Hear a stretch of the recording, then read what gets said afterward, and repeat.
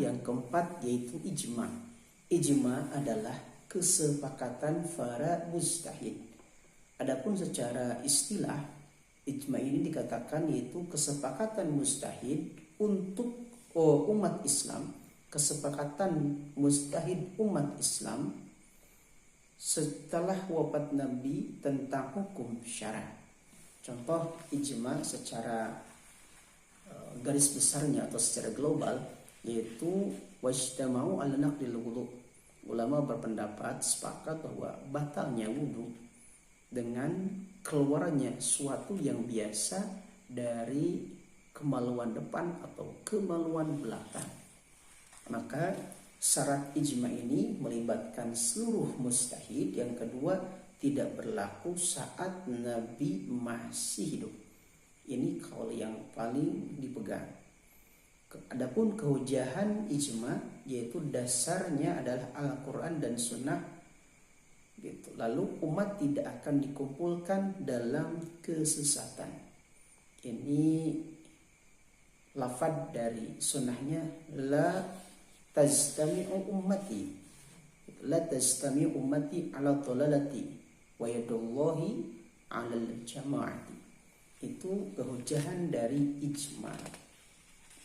Lanjut yaitu sebagian ulama tadi di awal sudah disinggung, yaitu ada sumber hukum Islam yang mengatakan bahwa salah satunya dari selain keempat tersebut yaitu istihsan.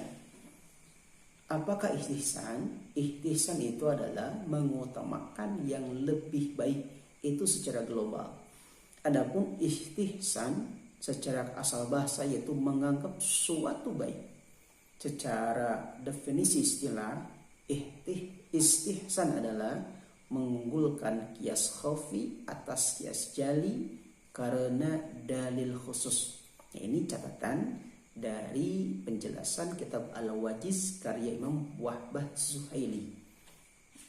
Nah, maka persetujuan jumhur ulama hujjah syariah bahwa ihtisan ini dikatakan hujjah syariah.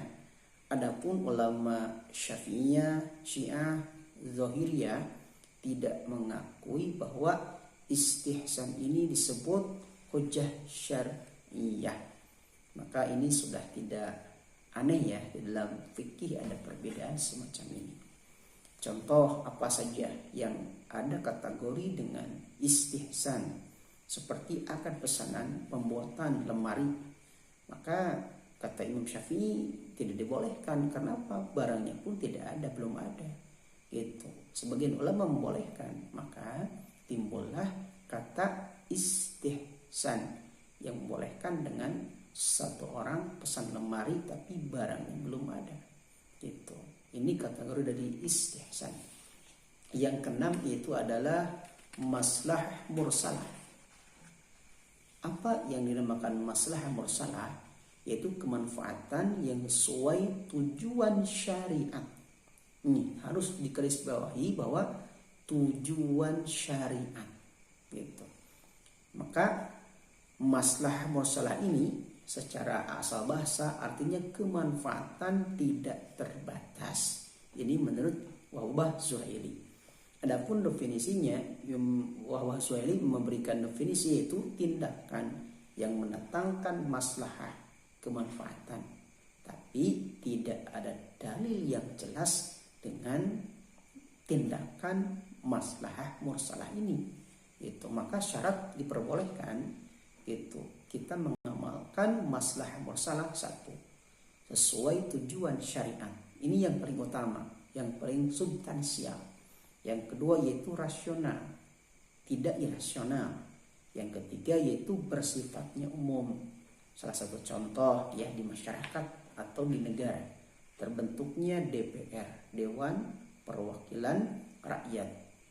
Itu tidak diatur oleh Al-Quran, namun itu dikategorikan dengan maslahah mursalah untuk menampung aspirasi masyarakat. Maka ada perwakilan yang dinamakan DPR atau pencatatan kartu keluarga KK ya.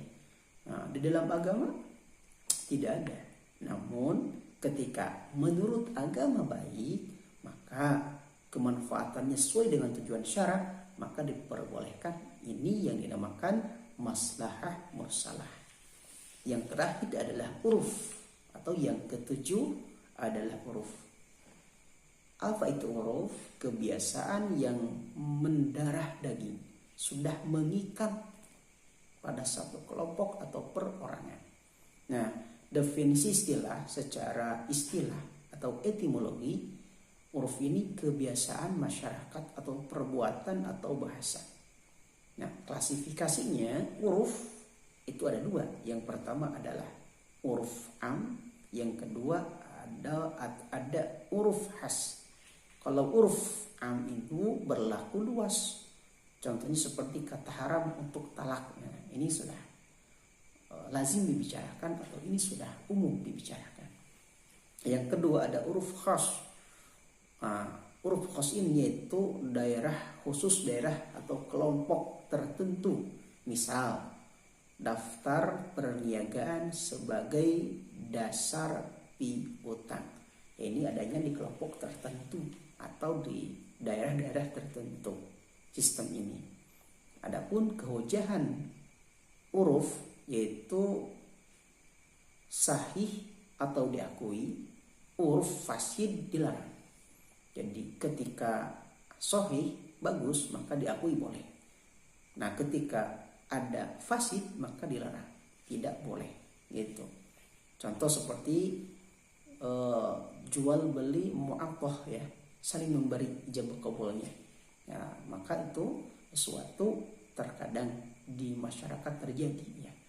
Gitu, memberi barang lalu orang yang tidak cukup gitu menjadi syarat jual beli, dia memberikan uangnya. Maka akadnya akan mu'athah saling memberi, tidak dengan syarat jual beli atau tidak dengan jual beli. Itu yang dinamakan uruf itu ya. Maka ulama tadi saya sudah singgung berbeda-beda pendapat. Sebagian mayoritas ulama bahwa sumber hukum Islam itu ada 4, Al-Quran, Sunnah, Ijma, dan Qiyas. Sebagian ulama berpendapat ada lagi tambahan, yaitu ada uruf, ada ihtisan, ada maslahah mursalah. Nah, ini dari referensi yang sangat banyak dari kitab-kitab yang sangat banyak ini kebanyakan diambil dari kitab kontemporer, yaitu kitab karya Syekh Wahbah Zuhaili yang dinamakan kitab Al-Wajiz. Mungkin ini saja yang saya bisa sampaikan untuk tugas UAS mata kuliah fikih. Kalau ada yang salah, saya siap untuk dikoreksi. Wabil khusus kepada Pak Dr. Ahmad Ujang Bustami LCMAG. Wassalamualaikum warahmatullahi wabarakatuh.